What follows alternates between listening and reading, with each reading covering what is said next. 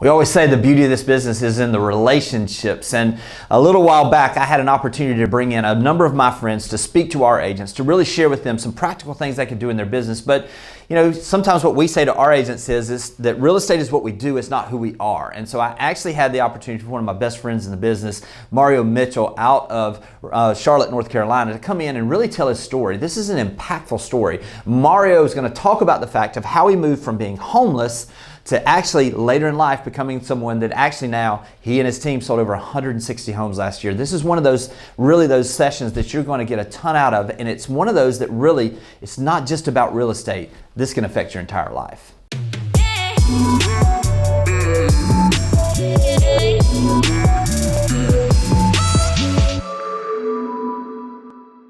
So good to me. He's probably one of my best friends in the business, and I am so thankful to have him here to get to share his story. So please help me welcome Mario Mitchell. Love you, brother. Yeah. Good afternoon. How's everybody doing? Well, I know it's been a long day, and man, I'm just so thrilled to be in front of you guys to share a little bit of my story and where I came from and how I got to where I am today. You know, I think it's absolutely amazing to be surrounded by folks like you guys. I mean, I've been in this business, I think now, I say 18 years. I guess technically it was 16, but I started in the business as a cold caller, calling for agents. That's how I got into the business. But that's my team behind there. I'm super proud of them. They are all rock stars, and all of our social media, that's how I represent them as these guys. They have propelled me more than I can ever say about them. And these guys are just really boots on the ground warriors. And I think every one of you guys are the same. So that's where I am. But I think if it's okay with you guys, if you don't mind, I'll become a little bit vulnerable with you guys and share my story of how I got to there. You know, being in the business 18 years, I was born in 1975. My mother was a prostitute. I was born in Longapo City, which is about 5 hours west of Manila, to a Marine. My birth father brought me illegally into the United States. We came into San Diego, California. I was just under the age of 2. My brother was then born there shortly after. And then my mother, who we both came illegally on an aircraft carrier into San Diego, California. She passed away when I was right around a little bit at the age of 4. She died. That's the last funeral I've been at, and I've vowed never to go to another funeral unless I have to be there. So hopefully that will not happen. But with all that being said, something really tragically happened after my mother's passing. My father, I guess now, looking forward, is PTSD.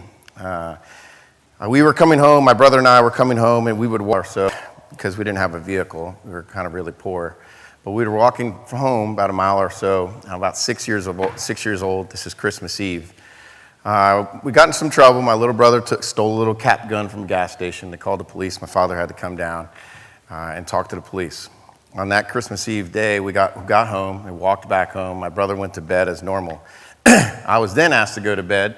As I went to bed, my father came into the room with a pillowcase. He had filled it up with soap bars and beat the daylights out of me while I was asleep, right? As you see, I'll start to get a little bit vulnerable with you. It was tough. I mean, I was a kid. I was 6. I woke up in the morning or late afternoon on Christmas Day where he was sitting on a chair in our living room. He had his Glock on the gun, if you don't know what a Glock is, was on a chair with him. And he didn't say very much. He just said, "Take the trash out." I mean, I could barely see. I was still sleeping in dried blood. And as I was taking out the trash, the neighbor noticed me and asked me what happened. And I just said I fell down. But she took me into her house and called Child Protective Services. Once she called CPS, they came, arrested my father, put my brother and I in a police car, and then they took us into a facility which ended up being an orphanage. I stayed in that orphanage for roughly 2 years. At the age of somewhere around that time frame, it's hard for me to document that, but I ran away. I was able to get away. From the age of 8 to 10, I was living homeless on the streets. Now, can you imagine, when you see my last slide, you'll see my kids are now 9, and I have 2 7-year-olds. But to be able to see that today versus where it was for me at that time, it was tough. The first homeless person that I met on the streets when I was right around the age of 8, his name was Stacy. He took me in and kind of showed me how to hustle, showed me how to grind, showed me how to get to the bars and play pool, and he would use me to beat other guys because I got really good at doing those sorts of things. We'd always go to grocery stores, and I would ask people, hey, can I take your groceries back? And they'd give me pocket change, and that's how I would feed myself. And then Stacy would show me how to panhandle on the streets. But at night when we would sleep and find places to sleep and find shelter, he also taught me how to be adventurous. Taught me different things that can, take my mind off of just sitting at a park and watching other kids play. Because if I got caught, I knew they'd take me away. So those are things I did from 8 to 10. He also taught me how to jump railroad cars. Jumping railroad cars back then was a little strange. You just jump on a car and you wake up, you don't know where you are, and you just get off and go to the next area. So right around the age of 10, Stacy got arrested, and I lost track of where he went. And I stayed on the streets for the next 2 years, roughly 10 to 12. At this time, I'm riding in California, and I've made my way to almost Pennsylvania from riding railroad cars. So during my nights while I was on the street, I had to find time to stay away because I couldn't sleep very well. It was just a little strange being a kid on the streets, sometimes in a grocery car, sometimes in a trash can, wherever I could to stay sheltered. But this young man that I met on the streets right around 11 or so would say, hey, you're skinny, we can break through these little air conditioning ducts, and we can work our way into work our way into the school, and we can play basketball. So that's what I did. Every single night, I would break into these schools. We'd go to different schools, and we'd climb into the air conditioning ducts, and we'd fall through the ceilings, and we'd go in there and just shoot basketball for hours upon hours until school would start. And then school started, I'd go out and get back. Kept me off the streets. But unfortunately, one time I fell through, and when you went through the ceiling, there was a little table like this, and some of the shoes I had on, they were never the right size.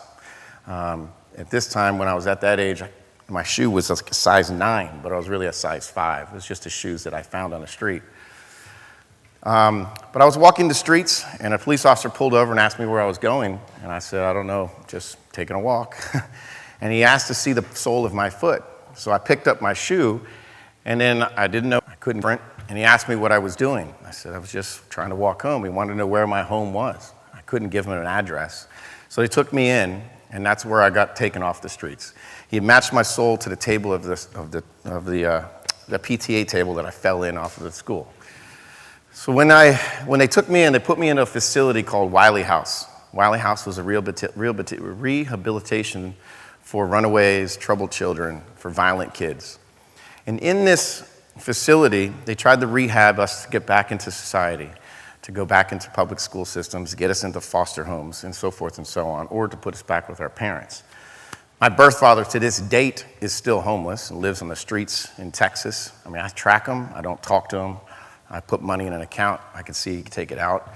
So I still support him because I've learned how to move on with my life. But with all that being said, in this facility, there was a man by the name of Alex. He used to pitch for the Pittsburgh Pirates. He was never a starter. He was really just in the farm league of it. But some of the things that he taught me were how to be involved in sports, number one, but more of a team player. As you see before in that first slide, I have a large team. What I learned through some of the lessons that Alex taught me of how to stay involved, how to listen to coaches, how to be a part of an actual team, which very cohesively turned into a family. So my team, to me, is my family. It's very important. What I've learned through my life is that my team gets bigger and bigger, not just my team of real estate agents, but it's the team of people I surround myself as well. So this Wiley House place put me into the school system. I thought I was amazing at athletics. I thought I was going to get somewhere. They put me into the first school right around the age of 12, which is middle school. I went to try out for the baseball team. I got cut. Devastated because Alex said I can do it in the public system. I was at a foster home. They put me into the public school, and my clothes were raggedy. You can only imagine when I got off the streets, if you looked at my back, it's completely scarred for life from all the bugs that ate on me for 4 years I lived on the streets. But I didn't fit in. I was always at the back of the class. And then I got cut by the baseball team, and it made it even worse. So I tried out for the basketball team, got cut off for that. So I rebelled. I got really upset. I was really disheartened that these people told me I could do something, and it was impossible. Everybody hated me. No one talked to me in school. I couldn't relate to people because I had missed 4 years of school. So I was always behind, and they were trying to catch me up. So I had to go back to this facility at Wiley House, and they put me back into the dorm type setting of troubled kids. And my roommate at the time, his name was Carl Lowther, was a troubled kid that tried to kill one of his parents. So I sat there and talked to him, and he told me all these other things, and he would actually kick me up and tell me, hey man, you can do it. You can get back into school. You got to get out of this system. I'm like, man, you're here for like trying to kill your dad. It was really tough. But so I got back into school, and when I back into school, now I'm a freshman, and I tried out again for basketball, and I put a lot of effort. What I realized is that I'm not as smart as a lot of people in this room. But what Alex and some of the people around me in my core system taught me that if I work harder, I can be better than anybody else. But more importantly, I can be what I want to be. And the word can't doesn't exist if I can just focus on the positive and not the negative. So when I went back as a freshman into high school, I came back as a star athlete. And the dynamic difference as a great athlete, as a normal kid, the personalities changed. Like there were people look at me so differently than when I was a kid that couldn't play a sport that sat at the back of the class. And that's what propelled me through high school was basketball. I played basketball and baseball, and I tried football my senior year. But I earned a full scholarship that got me into college for basketball. So I was blessed in that sense. But from the age of 12 until the age of 18, I lived through 63 different foster homes against it. Now, a lot of you may not know what foster care is. I'm not a fan of foster care. In fact, I'm a little bit against it because of the way the system is. But that's a ton of homes that I went through. I saw a lot of bad, I saw a lot of fair stuff, and I saw some things that really changed my mind as a parent today that makes me think that I can be a better parent. There's a lot of things that I can focus on. But when I turned 18, I was coming home from school. The family that I had just moved in with about 6 months prior, I came home and I saw my bags, as foster kids, they put all your stuff in a trash bag and they move you to the next house. So all my trash bags were out front. And on top of the trash bag on my 18th birthday, there was a little letter. And in that letter was just a check. It was a check from the state of Pennsylvania for just under $1,800 because I was no longer a ward of the court. The family talked to me through the window and didn't even open the door. Said, you're no longer a ward of the court, you gotta go. So I called my caseworker. Caseworker's like, sorry, you're no longer a ward of the court. You can't go in that house. I can't force you in because the government's no longer paying for you. So I called my coach that just took me on, and he said, hey, get to college. Whatever you can do, get to college. So I walked roughly about 5 miles down the street, cashed the check, and then I bought this Datsun 280ZX from a gas station that was just a piece of junk, and I drove that to college. Once I got to college, I knew team player point. It was just figure out how to fit in, how to learn how to be a team player, and how to get through college. That was my next step, because I didn't have parents to call like most of my other friends. So that was my biggest challenge. But some of the things that I had through those points is that I learned that I could always either choose to take the negative side of life, because we all have a story. We all have trials and tribulations. It's just what do we choose that we want to do to combat that, right? We can make that decision as we wake up every morning. I'm going to have a bad day, my coffee's no good, or somebody showed up late, and we can stay focused on the negative side of that day, which turns and keeps getting worse throughout the day. Or we can just wake up super excited, make our bed, and start that day normal. If God gives us that grace to do that. So we just have to focus on the positive side. And some of the things that for me was learning how to take a lot of those negatives, because there were a lot. Statistically, I'm supposed to be a loser. Statistically, I should be an abuser. I should be beating my own kids, if you look in the books. Statistically, I should not be standing in front of you making the amount of money that I make, right? It just doesn't make sense. But if you ask me why I am where I am today, it's because I choose to stay positive throughout a lot of the negatives, right? So I was talking to my fiance about this. I haven't had a cold in over 30 years. That's because I ate rotten food. I mean, I couldn't tell you. Eating out of trash cans and taking people's food that they leave on the side of the street. I built my business, one, because I work extremely hard. I have no choice. I have to work hard. But number two, I built it on compassion and empathy because I know what it's like internally to be on the opposite side. So every relationship that I build, and I tell my team, guys, it's not about how many contracts you write. It's about how many relationships you build. And find the value in each person that you talk to. Because, you know, where I am today, focusing on all of the positives, it all came from all of the negatives. Every bad instance in my life led me to a positive. I would never change my path. If I was ever able to, I would not take the opposite route because it was easier. So a lot of us have challenges in this business. It's extremely hard to be an entrepreneur in this business.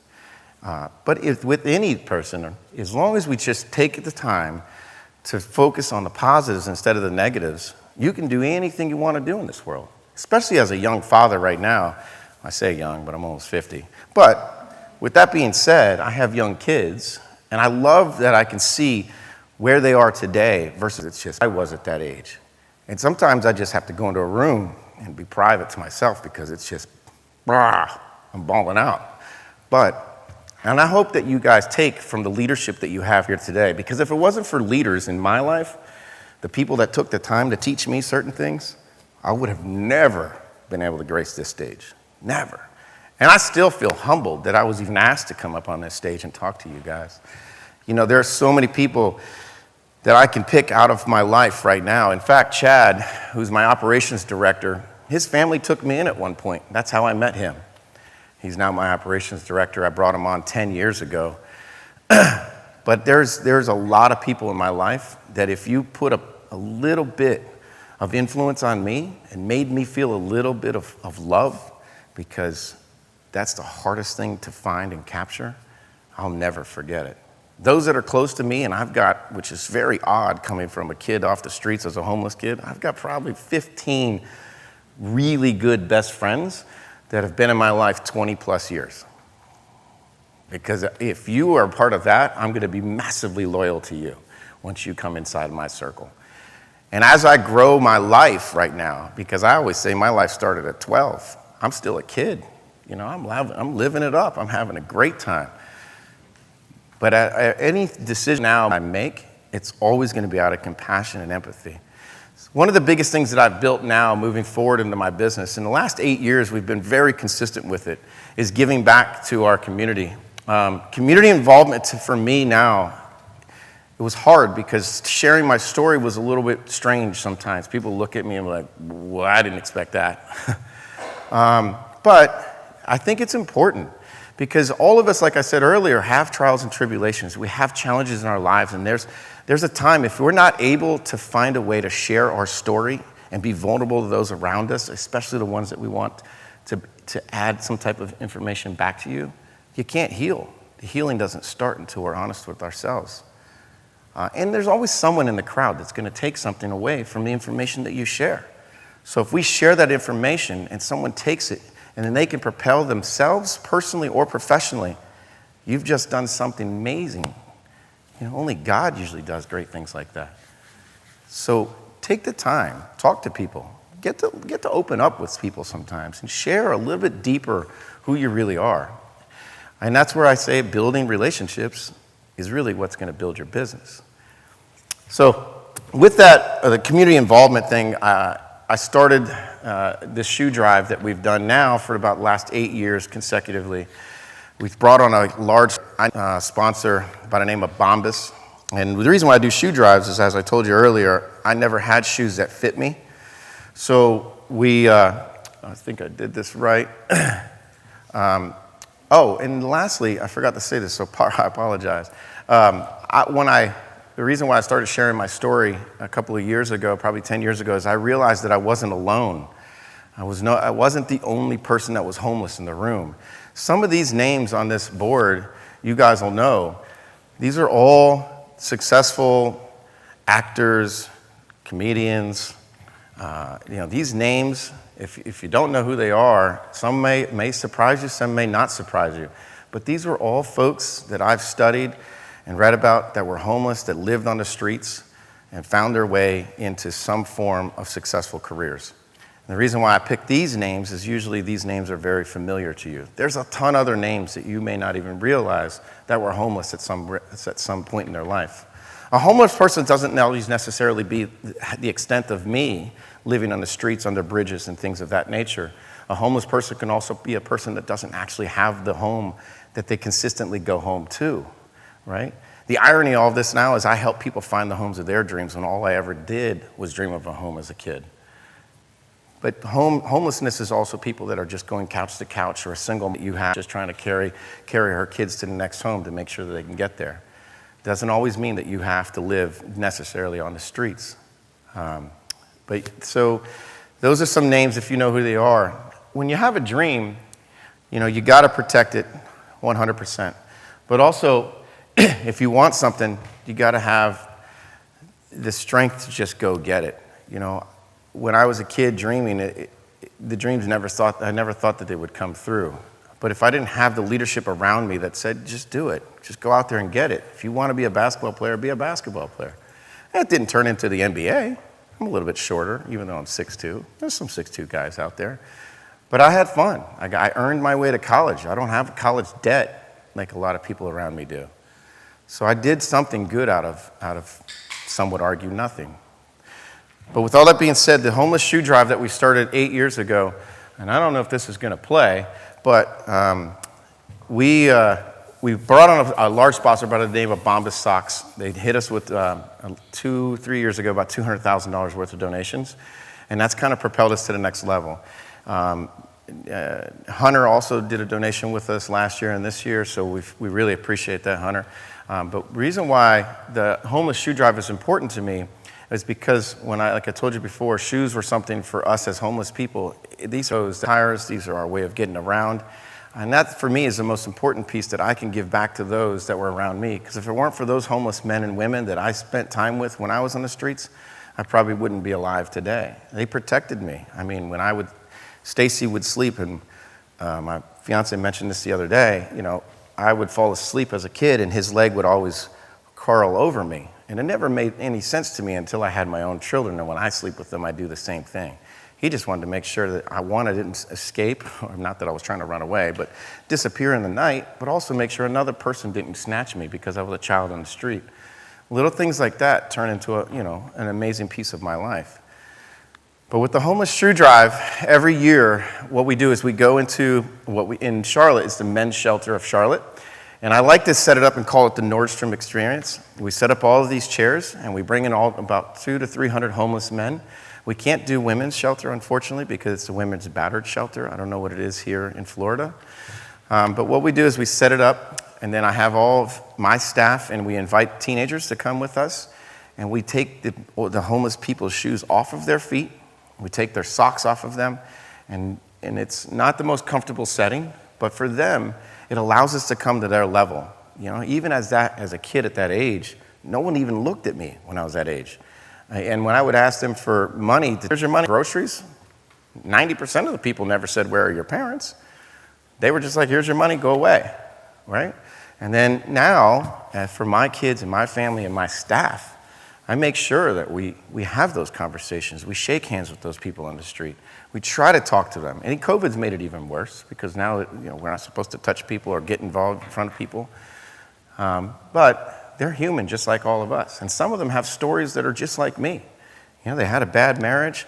They either ran into drugs and alcohol. There's a lot of different things. So I implore you, if you're out there next time, it's not about the money, giving someone homeless money. Just talk, say hello. Eye contact sometimes is the simplest thing because most of us are taught to look away. I don't know if I can play this. Can I play that video? So here's a quick video of what we did so you can see it real fast.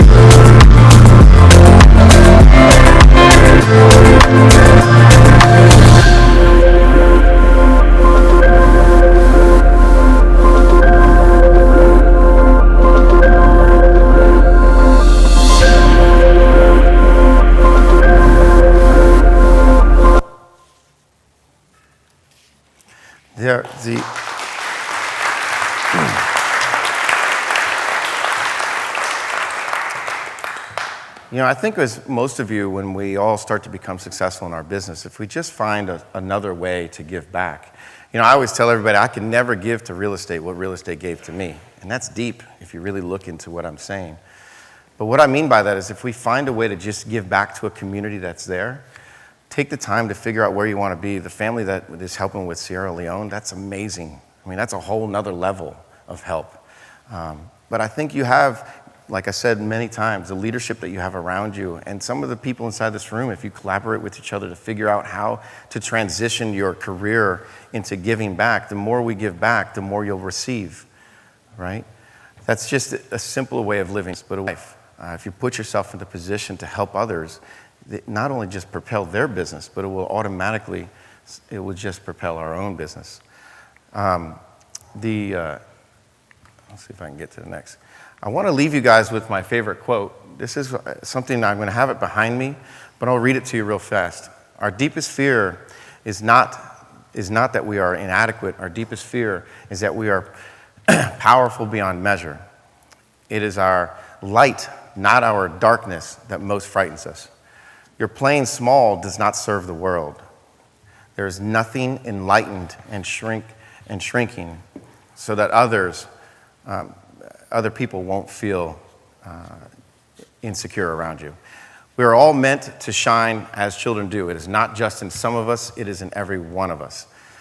As we let our own light shine, we unconsciously give other people the permission to do the same. As we are liberated from our own fear, our presence automatically liberates others.